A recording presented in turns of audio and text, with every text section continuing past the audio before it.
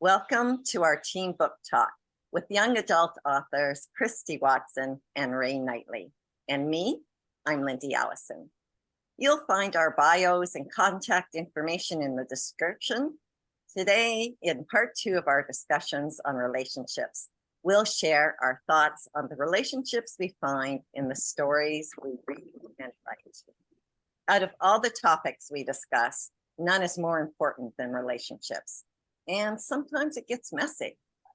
We're happy to answer any questions you might have or address any topics of interest. So post them in the comments or send them to us using the contact information provided. The relationships in young adult literature contribute to who we are and who we're becoming.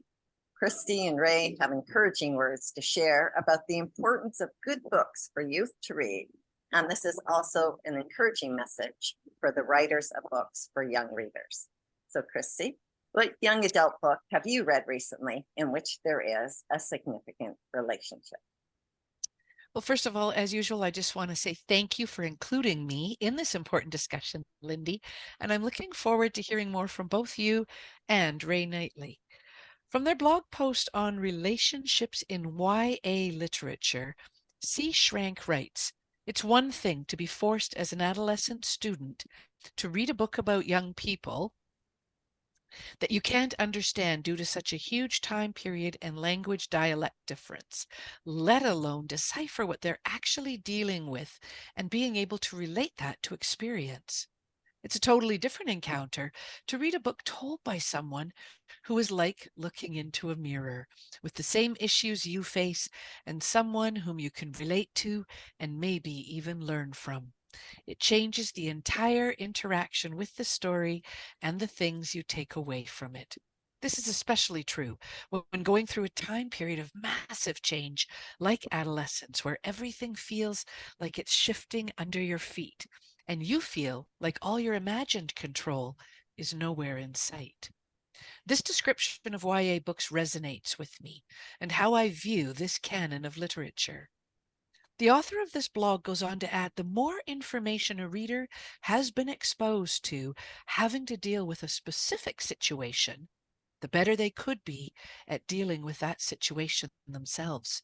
At the very least, YA books help young adults feel like they're not alone in the things they're experiencing in their lives, and that it's okay to not know how to deal with adulting as a young adult.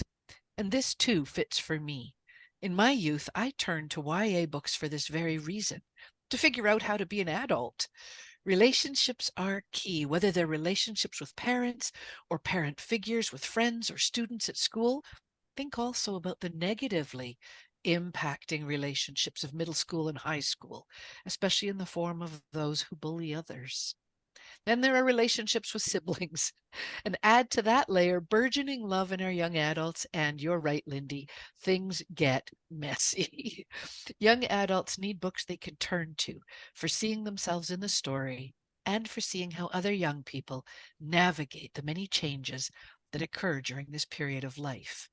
For me, I grew up on Nancy Drew books, and while I loved how smart and clever the young detective was, I also focused on her relationships with Ned and her best friends Bessie and George to better understand what was happening in my life with best friends, which didn't always make sense and were especially tricky to maintain when there were 3 of us hanging out together.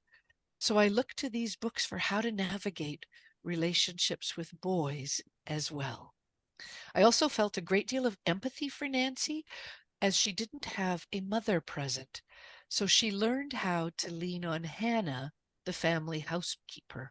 Relationships that are key for youth can come in all forms. And Nancy leaned on Hannah, especially because her dad was often out of town on business trips. So Hannah became an integral relationship for Nancy Drew, listening when she struggled, helping her to solve mysteries, and sometimes putting herself in grave peril to save Nancy. So Hannah took on this important role in Nancy's life and helped to shape some of her decisions. I think that Nancy knew she could always count on Hannah to be there for her. And I believe all youth need at least one caring adult they can turn to.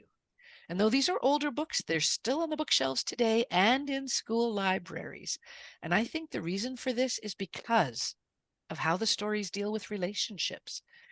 And though I began reading these books 50 years ago, I still remember the characters' names and the stories as if I opened the books just yesterday. And I think that is what we want our YA books to be for young people, a window onto themselves and ones they will remember for years to come. So I'm going to pass it over to you, Rae. What significant relationships have you read about in a young adult story?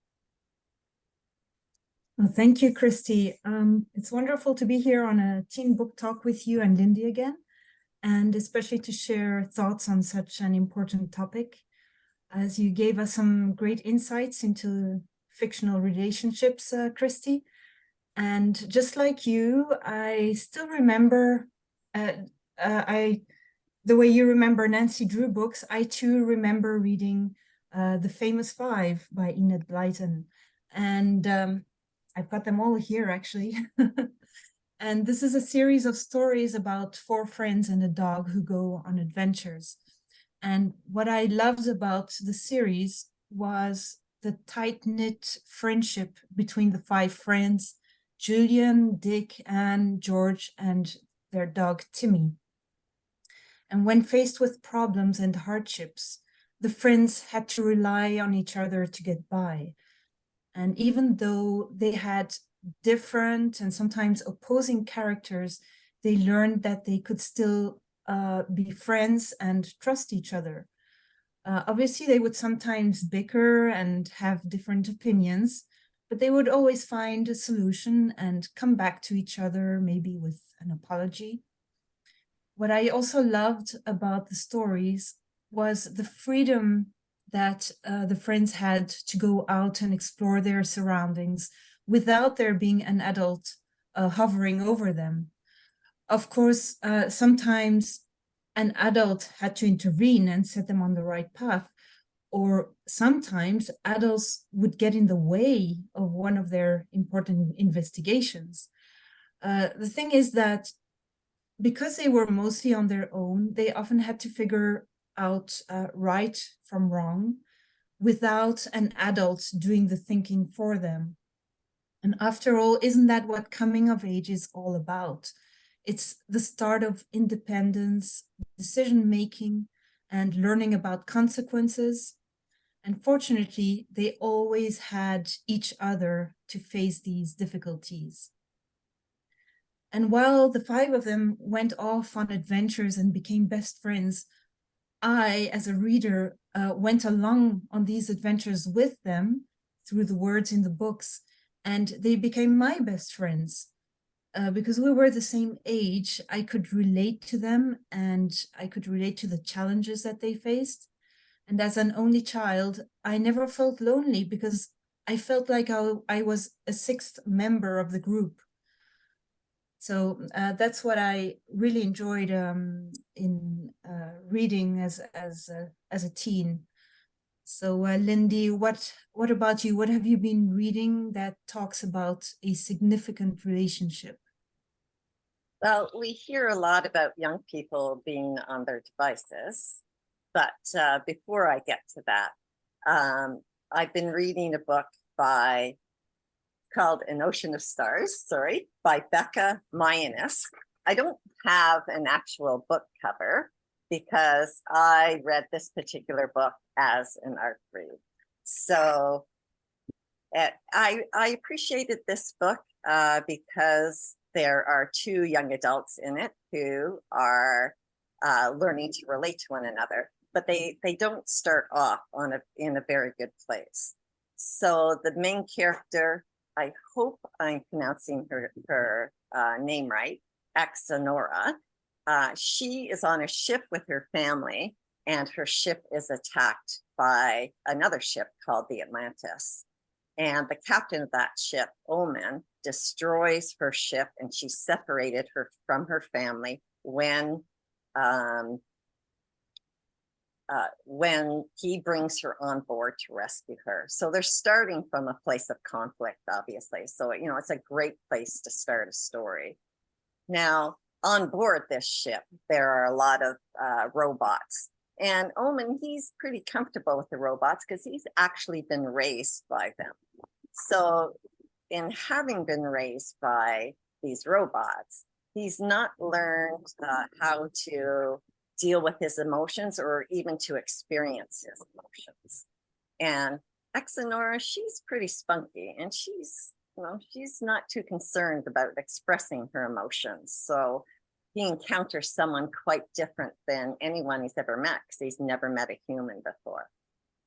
So Omen, he actually trusts the robots on board, trusts them implicitly, but Exonora, not so much. She senses that the robots aren't happy about her coming on board the Atlantis. They're concerned that she's going to divert Omen from his main mission, and that is to take this ship full of cryogenic people to a secret planet. And so the robots didn't want him to share with anyone that this mission was happening. And they really influence all of his decisions, especially at first.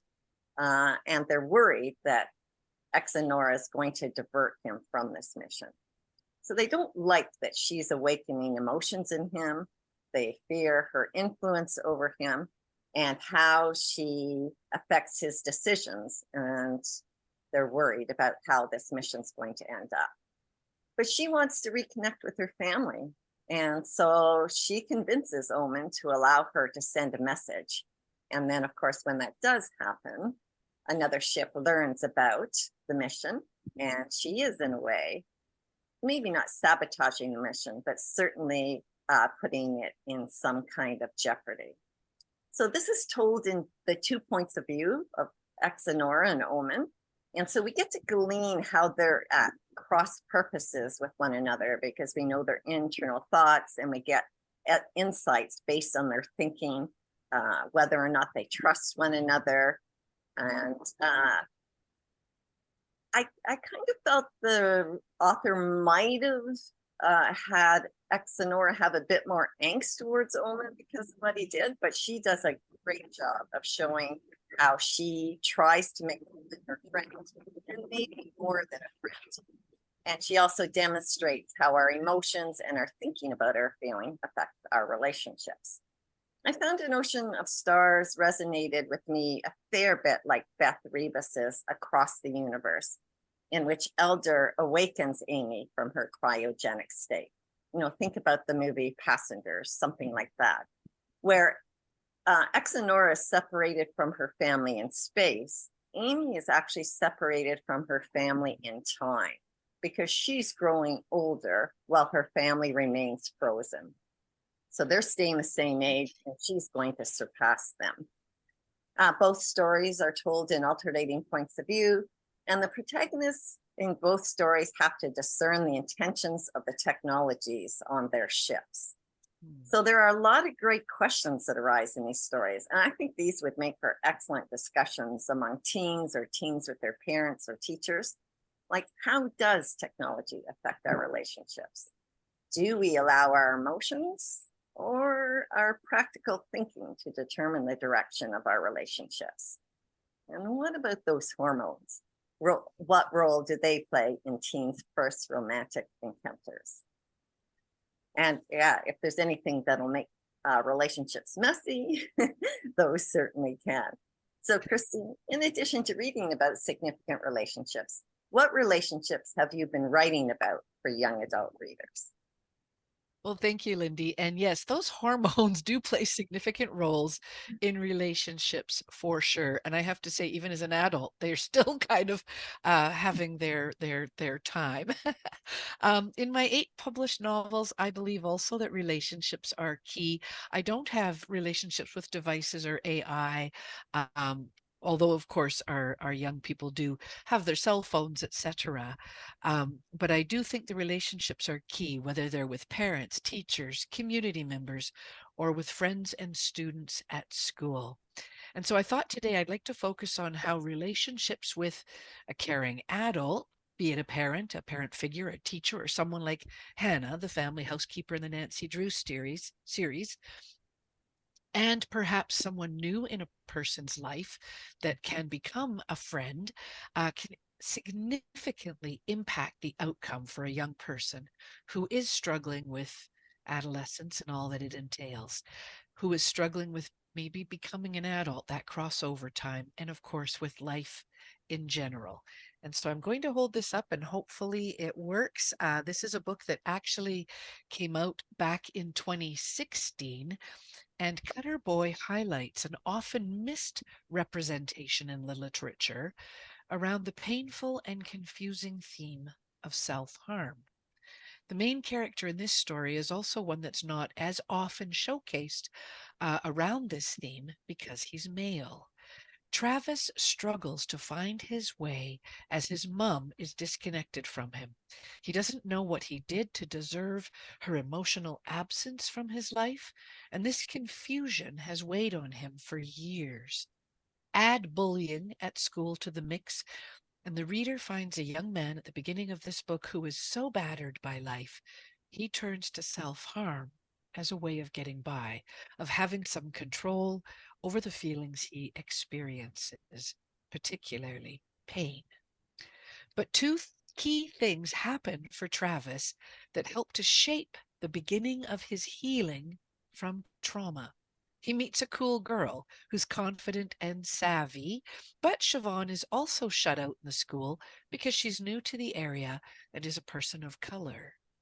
He also meets a substitute teacher who not only shows him paper cut art, but who is also interested in his life and how he is managing. So this caring adult and the new friend who doesn't judge him become key relationships for Travis in being able to imagine a different future for himself. Does he still have a long road ahead of him, even at the end of the book? Absolutely. But by being introduced to two people who see him when he feels invisible to his mom, make all the difference. This was a hard book for me to research and to write. I've had many adults say they wish there had been a neater bow tied on the story, but life isn't always neat and tidy, especially for young adults. So I wanted to tell a story that reflects that. But at the same time, offering young adults a place to turn to beyond the relationships in their life is important. So support from counselors shouldn't be neglected. My hope with the ending of this story was to show that two significant relationships help Travis be in a place where he can now reach out and access resources, where he now trusts enough in the system to make that connection and will trust in himself enough, care enough about his future to do the work ahead of him. But he needed those significant relationships first to help him find his way and be ready for other layers of support and care. And because this is a tougher topic that I just shared on, if someone or yourself or someone you care about is dealing with emotional trauma or is self-harming, please reach out to your local resources for help.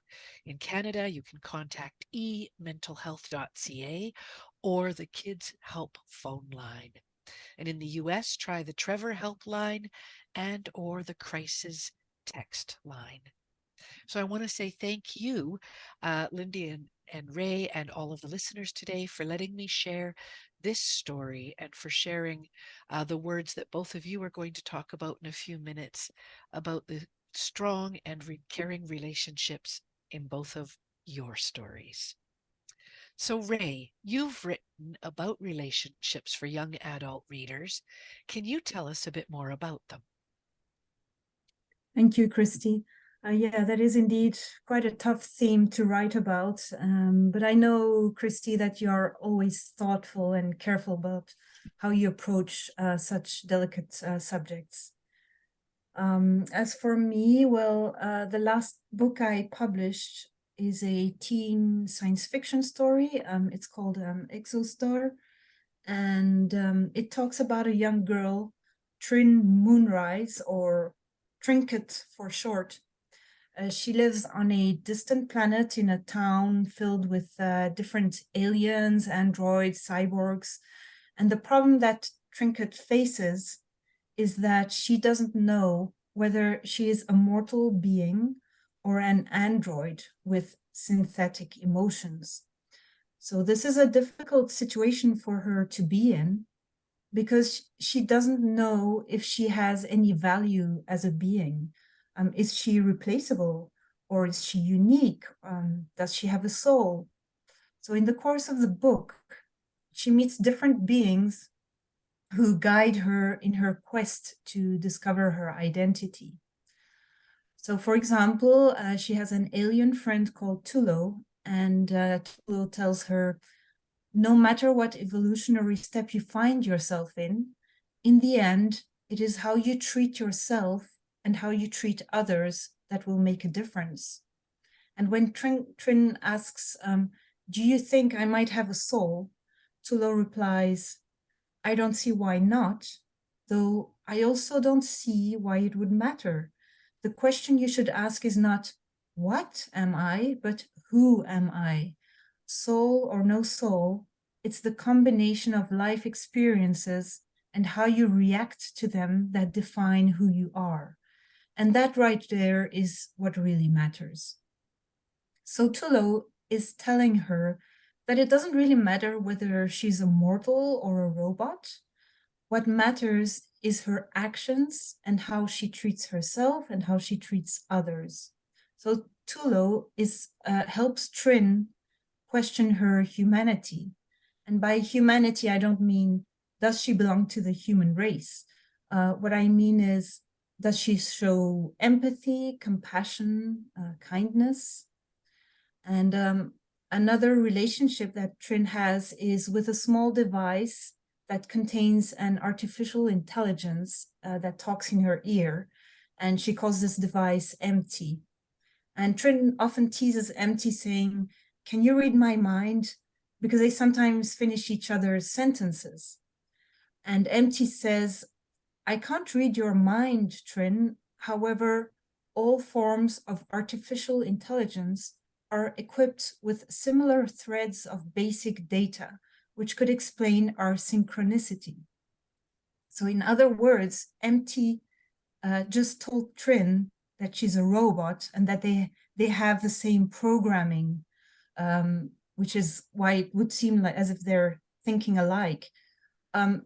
And the reaction that Trin has to that is she doesn't really think, she doesn't really like the idea that, well, Empty just called her a robot. So what this means is that fictional relationships are like mirrors, the way Cristy said, they're like mirrors placed in front of a main character.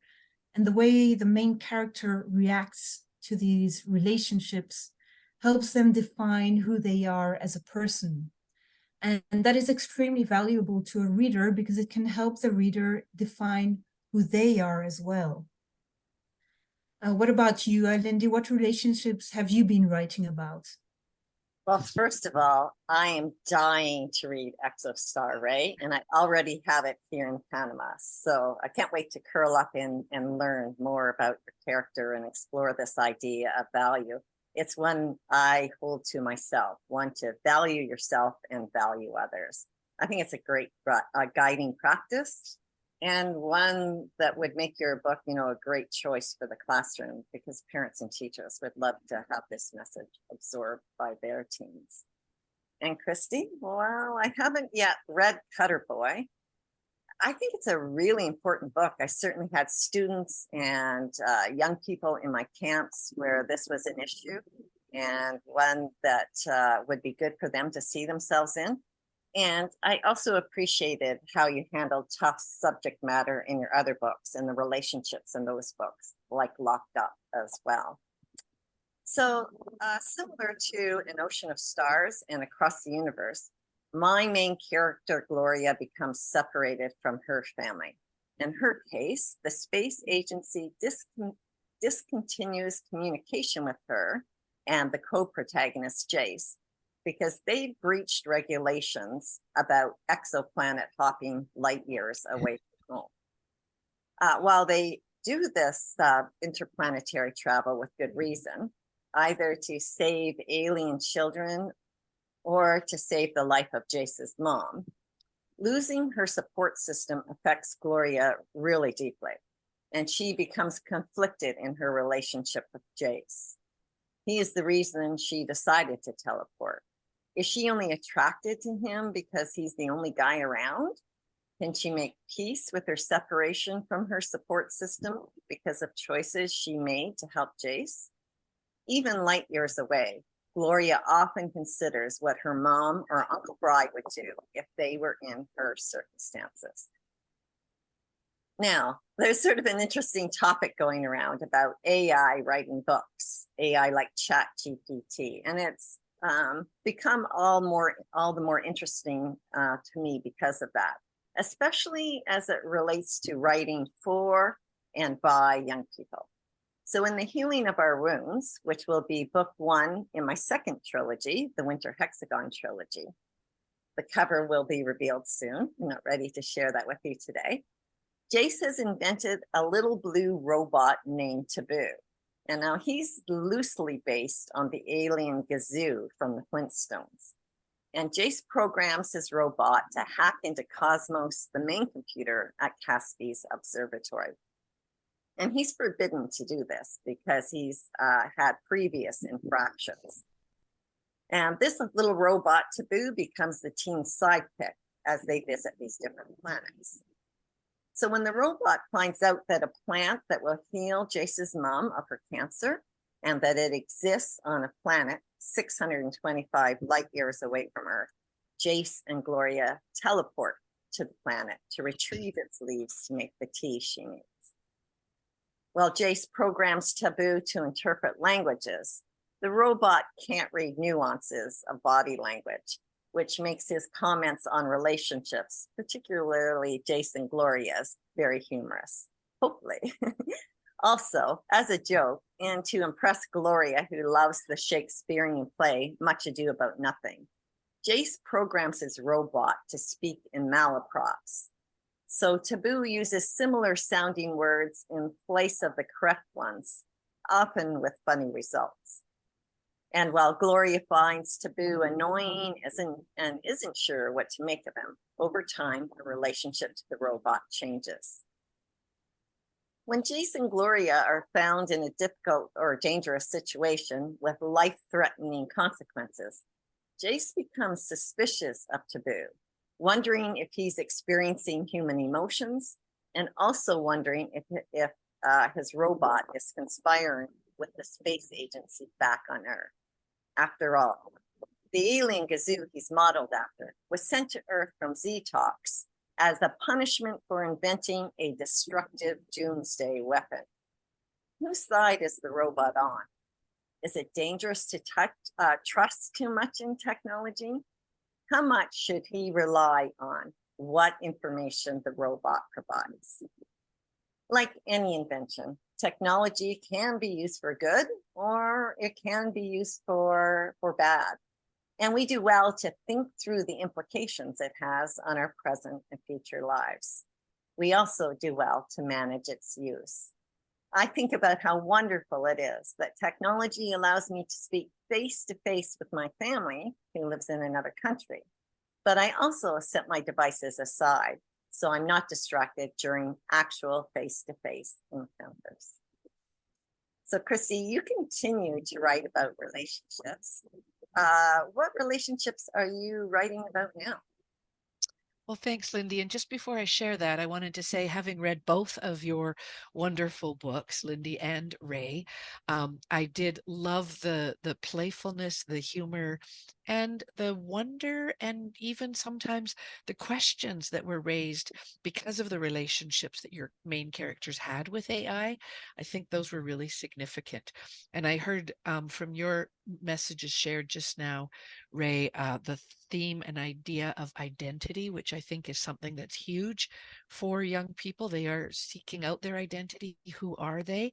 And Lyndi, from what you shared, uh, particularly with Gloria, that whole idea of life choices and how those impact us. And I think, again, our young adults are in that place where they're making life choices and having to look at all sides. So I really appreciate how both of your books delve into those all important themes. So in my current work in progress, I am now writing a book of poetry. It is National Poetry Month, and I'm writing a poem a day that hopefully will be able to come together in this book.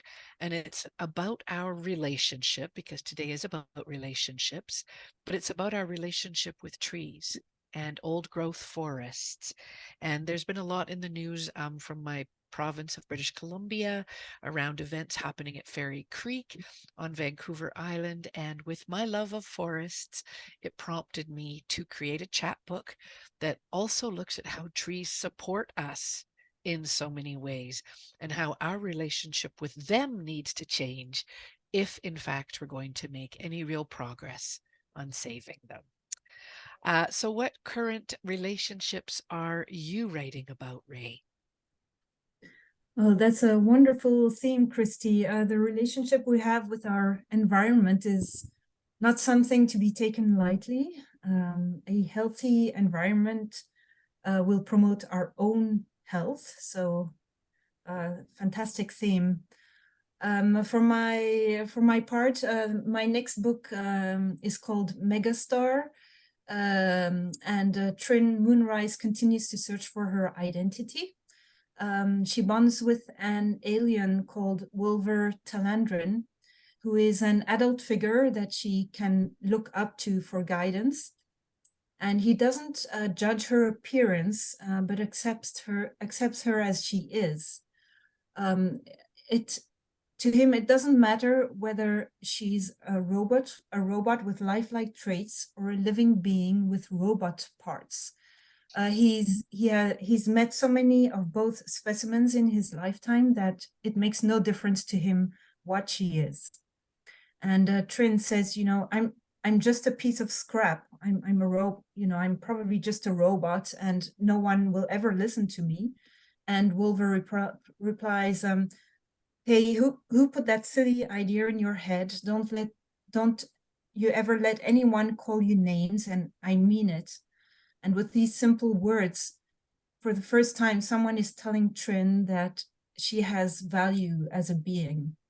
So I look forward to exploring the friendship between Trin and Wolver and many other fascinating aliens in the next book in Trin's adventure.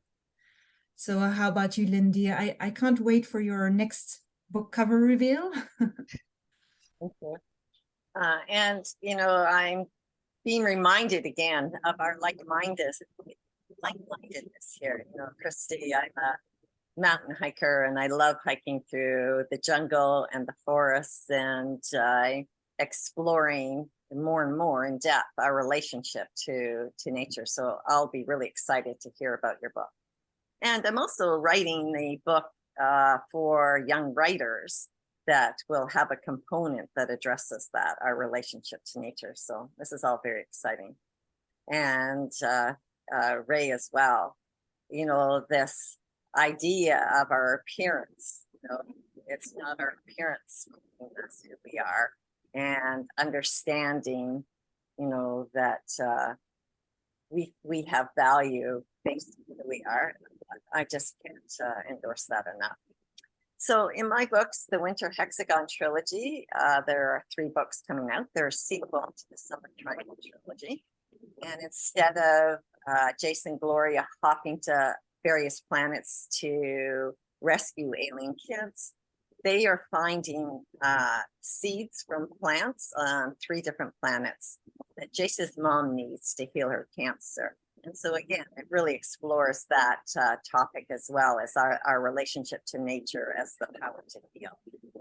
And it plays with how technology governs our lives and how our past relationship experiences and our future hopes for them affect our decision making.